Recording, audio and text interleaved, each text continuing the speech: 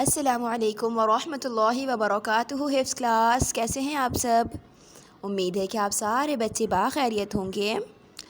بچوں، میں ہوں آپ کی اردو کی ٹیچر مس عائشہ صدیقہ، اور آج ڈیٹ ہے 4 نومبر 2020، اور ڈے کیا ہے؟ ویڈنسڈے، بدھ۔ اور آج ہم پڑھیں گے اپنے حفظ کلاس میں اردو کی کتاب تفہیمی عبارت۔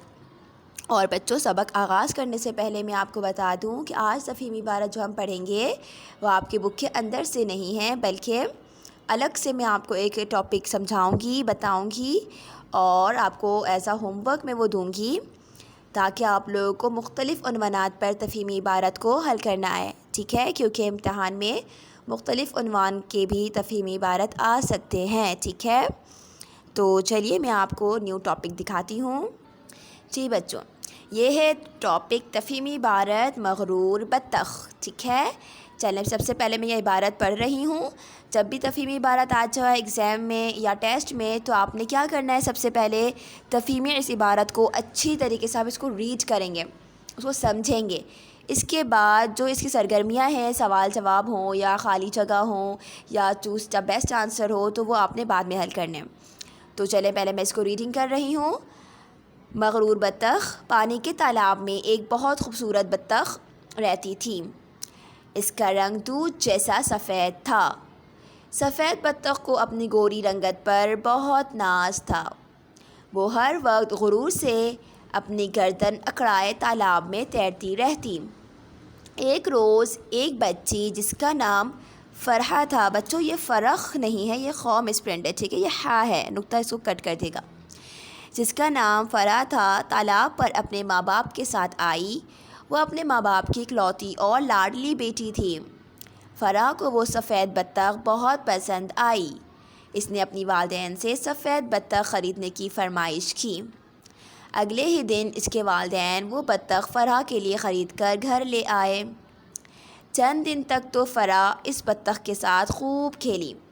پھر اس کے ابو اس کے لیے ایک خوبصورت ایرانی بلی لے آئے۔ بس پھر کیا تھا، فرح کا سارا دھیان بلی کی طرف چلا گیا۔ اب سفید بطخ بیچاری سارا دن ادھر ادھر اکیلی پھرتی رہتی۔ توجہ نہ ملنے کی وجہ سے کچھ ہی دن میں اس کی سفید رنگت بھی ویسی نہ رہی۔ یوں اسے اپنے غرور کی سزا ملی۔ ٹھیک ہے بچوں، امید ہے کہ آپ یہ پیراگراف سمجھ گئے ہوں گے۔ اب میں آپ کو اس کا مطلب بتا دوں۔ اسٹوری تو آپ سن چکے ہیں۔ اس سبق سے، اس تفہیمی عبارت سے ہمیں کیا سبق ملتا ہے؟ سب سے مین کوشچن یہ ہے کہ ہمیں کیا سبق ملتا ہے کہ ہمیں کبھی بھی تکبر اور غرور نہیں کرنا چاہیے۔ تکبر کسے کہتے ہیں بچوں؟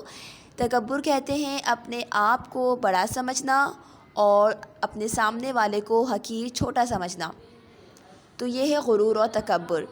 ایک حدیث قدسی ہے کہ اللہ تعالیٰ نے ارشاد فرمایا، تکبر میری چادر ہے، جو مجھ سے میری چادر کو کھینچنے کی کوشش کرے گا تو میں اس کو تباہ و برباد کر دوں گا۔ یہ حدیث قدسی ہے بچوں۔ اس کا مطلب کیا ہے کہ تکبر صرف اور صرف اللہ تعالیٰ کر سکتے ہیں۔ اللہ تعالیٰ کے علاوہ کسی مخلوق کی میں یہ ہے ہی نہیں کہ وہ تکبر کرے، ٹھیک ہے؟ اس کے لیے یہ مقبول ہی نہیں کہ وہ تکبر کرے۔ تو اس سبق سے ہمیں یہی سبق ملتا ہے کہ جو تکبر کرتا ہے، بے شک کچھ وقت کے لیے وہ تکبر و غرور کر تو لیتا ہے، لیکن آخر میں جا کے کیا ہوتا ہے؟ غرور کا سر نیچا ہو جاتا ہے اس کی غرور پن کی وجہ سے، ٹھیک ہے؟ تو چلیں، اب میں آپ کو اس کے سوالات دکھاتی ہوں۔ سوالات کیا ہیں؟ اب آپ یہ عبارت پڑھ چکے ہیں، ریڈ کر چکے ہیں، اب سوالات دیکھیں۔ سوالات کے جوابات دیجیے۔ بطخ غرور کیوں کرتی تھی؟ اب آپ نے اس کا جواب سرچ کر کے یہاں اپنے جواب کو اپنے الفاظ میں لکھنا ہے، ٹھیک ہے؟ اس کے بعد سوال نمبر 2 کیا ہے؟ فرح کے کتنے بھائی بہن تھے؟ آپ نے یہاں پڑھا کہ فرح اپنے ماں باپ کی اکلوتی تھی، تو آپ کو اس کا جواب دینا ہے، ٹھیک ہے؟ اور 1 لائن ہی آنسر دیے گا۔ فرح نے بطخ سے کھیلنا کیوں چھوڑ دیا تھا؟ یہ بھی آپ کو پتہ ہے کہ فرح کے ابو فرح کے لیے کیا لے آئے تھے؟ ایرانی بلی۔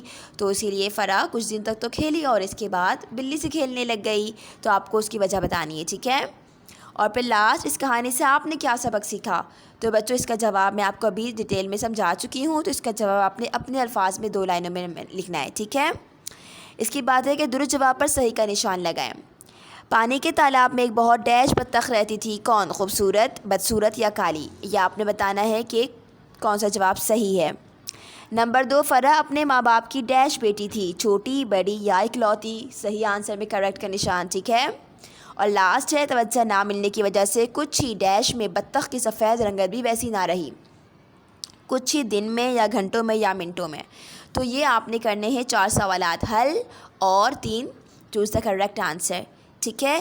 اب سمجھیں کہ اس کو کرنا کیا ہے۔ آپ نے اپنی کسی اچھی سے رف کاپی بنائے، رف کاپی میں آپ نے کیا کرنا ہے، سب سے پہلے آج کی ڈیٹ ڈالنی ہے 4 نومبر 2020، ہیڈنگ ڈالیے گا تفہیم عبارت اور پھر نیچے ہیڈنگ ڈالیے گا مغرور بطخ، ٹھیک ہے۔